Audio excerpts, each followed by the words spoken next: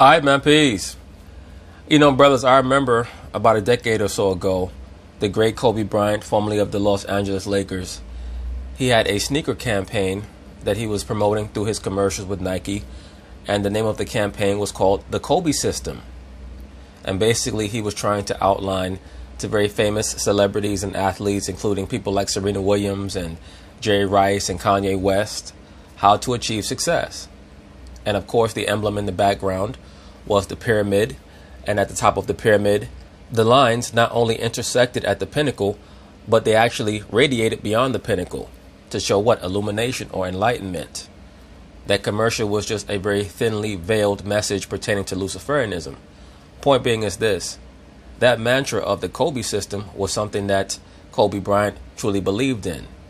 He truly adhered to the premise that his success was based in his own system. And we see LeBron James, he also has his own system. I talk about it all the time. And as a matter of fact, I see many of these television pundits starting to utilize that term, the LeBron James system now. Well, Kyrie Irving is an adherent to the mentality of Kobe Bryant, and that's going to be revealed in this segment here by Stephen A. Smith. Stephen A. Smith is also going to speak on certain issues pertaining to the Boston Celtics, particularly pertaining to Mr. Gordon Hayward. He seems to not understand why the Boston Celtics are giving Gordon Hayward so much playing time. But as I've already stated in previous videos, the reason why they're playing Gordon Hayward so much is because they're trying to showcase him. They're trying to showcase him. But just getting back to Kyrie Irving and the Kobe system, he's not the only player on the Boston Celtics team that is adhering to the concept of the Kobe system, because we also know that Jason Tatum is doing the same. And I believe that's why they're struggling a little bit early on. Because the Kobe system revolves around the veneration of oneself. In order to be successful, you have to understand the team concept and how everybody fits in.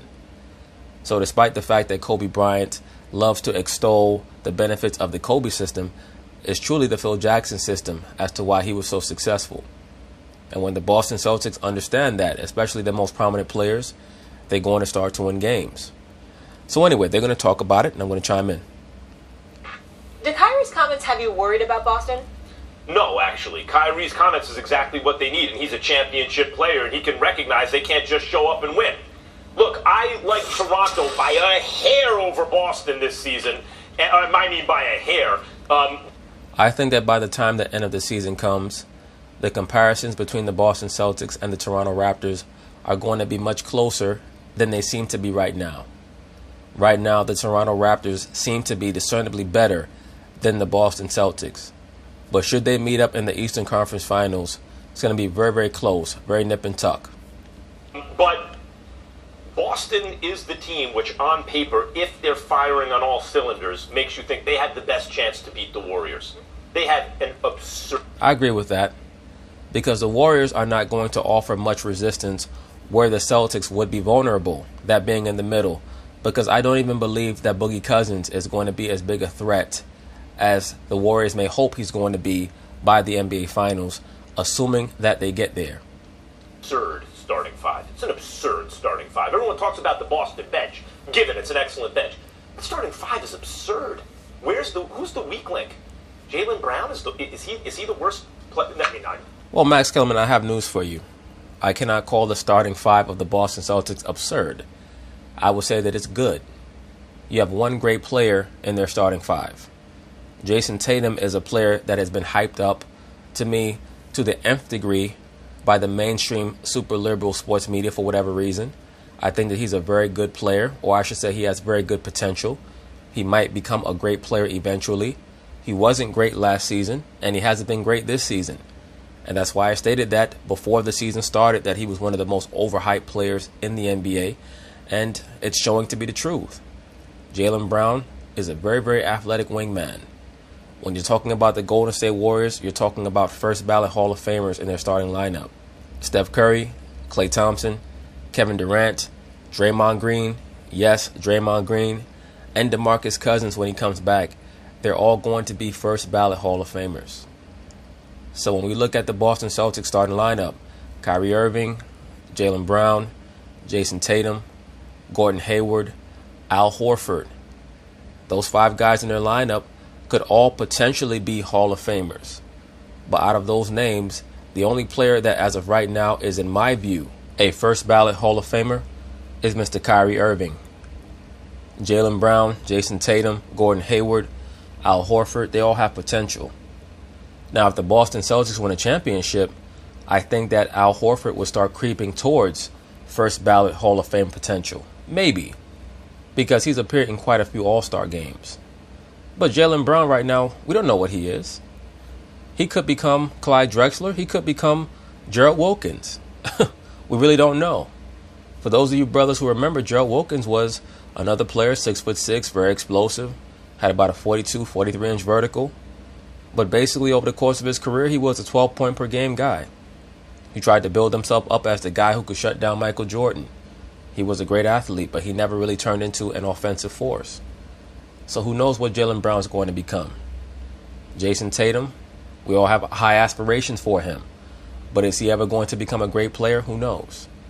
So I think that people sometimes, they get a little bit ahead of themselves when they start comparing the Boston Celtics to the Golden State Warriors. What's going to make that series very competitive is the depth of the Boston Celtics.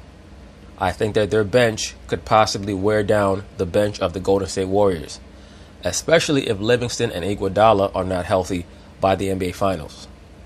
Gordon Hayward right now, but if they're all firing at full strength, Jaylen Brown's the number 3 pick in the draft, a wing who doesn't need the ball but knows what to do with it when he gets it, can play him. Well, I have news for you, sir.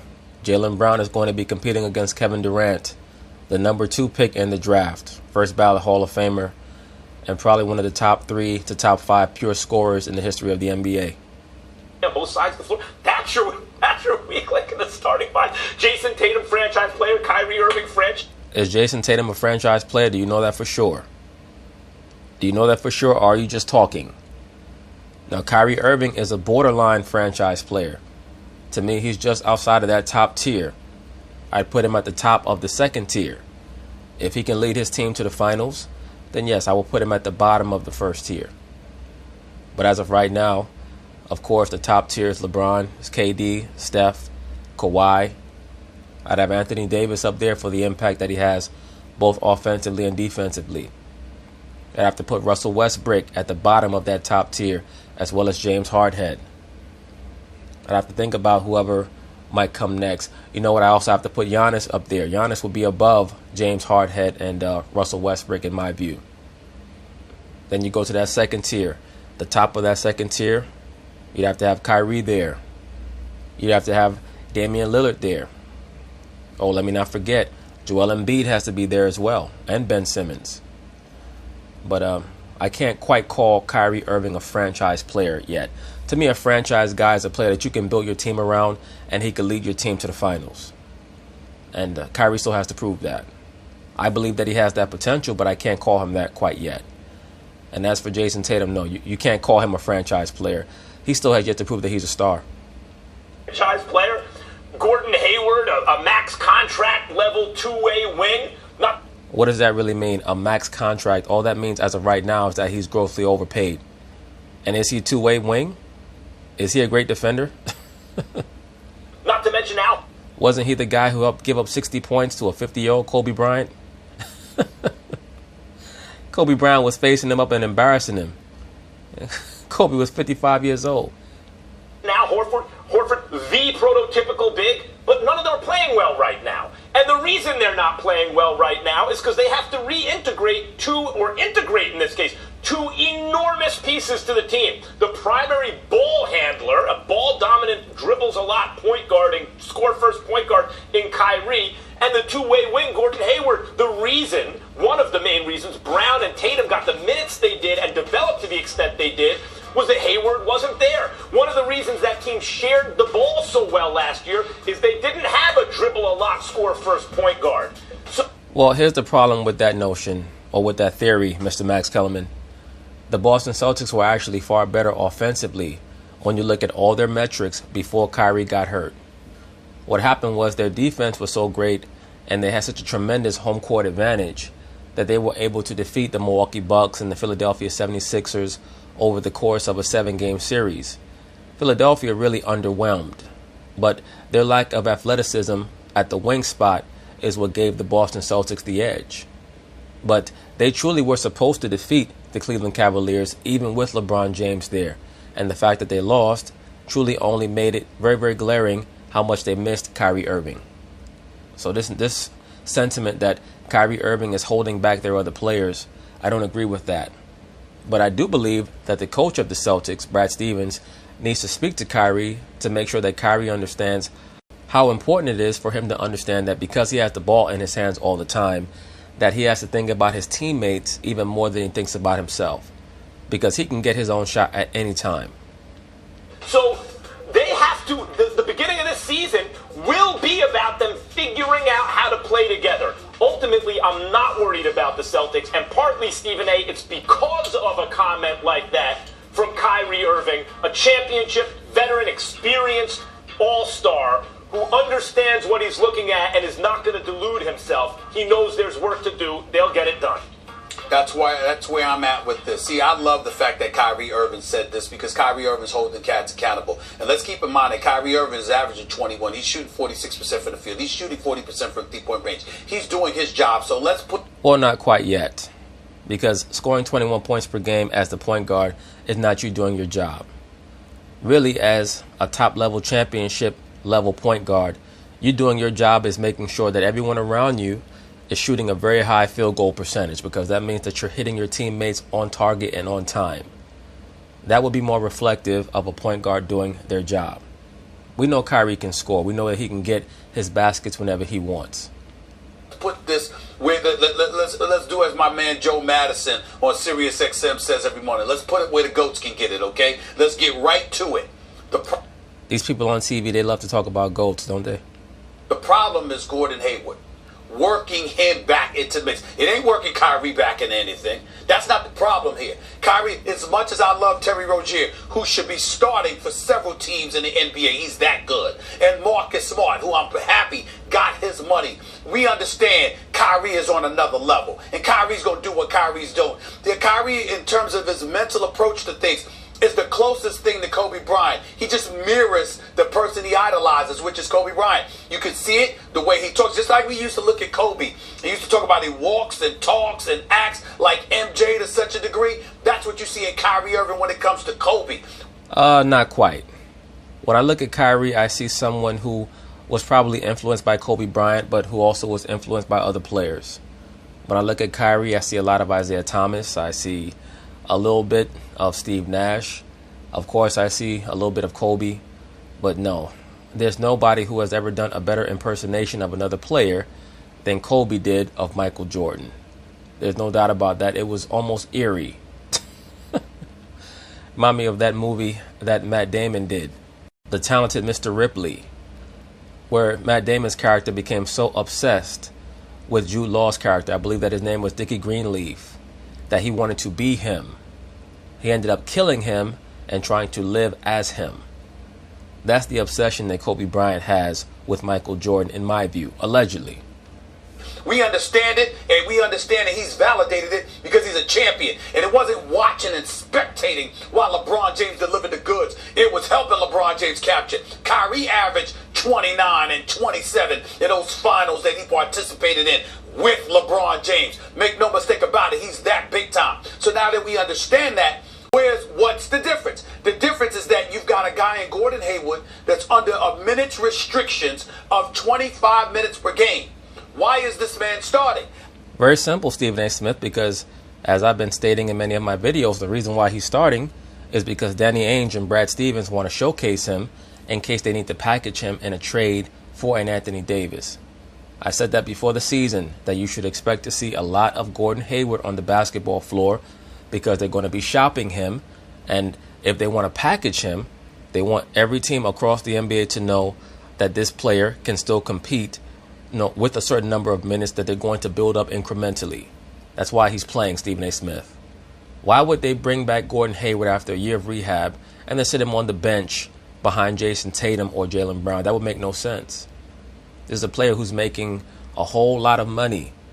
You want to get him off your books if you can and trade him for a better commodity. So you have to showcase him. That's why he's playing.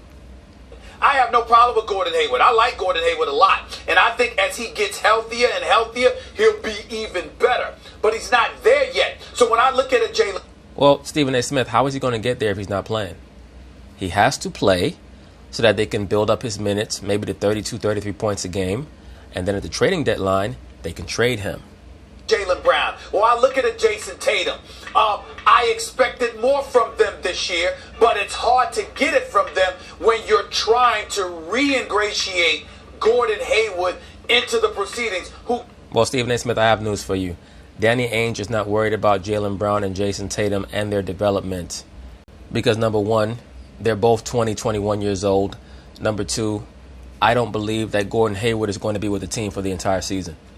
Who got hurt 5 minutes into his career as a Boston Celtic. So it's not like he played with them all season and then got hurt. He got hurt 5 minutes into his career as a Boston Celtic, which means that you're just learning to play with him. Not just that he got hurt, but it's also you never really played with him before he got hurt. And so as a result of that, that's a double whammy against the Boston Celtics. I think it's compromised Jason Tatum and Jaylen Brown to a lesser degree.